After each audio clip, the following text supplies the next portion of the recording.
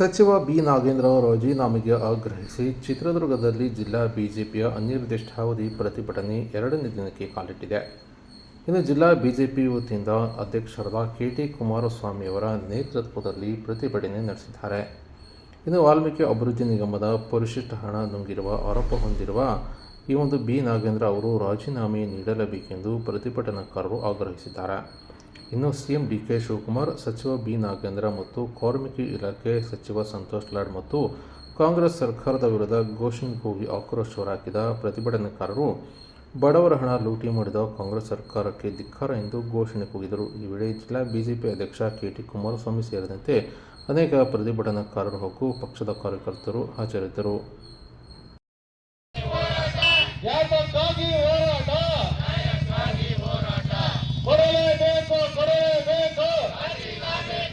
ಸರ್ಕಾರಕ್ಕೆ ಬೇಕೇ ಬೇಕು, ಬೇಕೇ ಬೇಕು.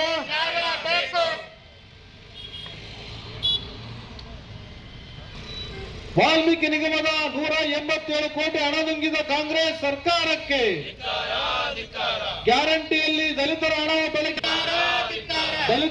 ನುಂಗಿದ ಕಾಂಗ್ರೆಸ್ ಸರ್ಕಾರಕ್ಕೆ, ಕಾಂಗ್ರೆಸ್ ಸರ್ಕಾರಕ್ಕೆ, ಜನ ವಿರೋಧಿ ಕಾಂಗ್ರೆಸ್ ಸರ್ಕಾರಕ್ಕೆ, ರೈತ ವಿರೋಧಿ ಕಾಂಗ್ರೆಸ್ ಕೊಡಲೇಬೇಕು, ರಾಜೀನಾಮೆ ಕೊಡಲೇಬೇಕು. ಭ್ರಷ್ಟ ನಾಗೇಂದ್ರನಿಗೆ,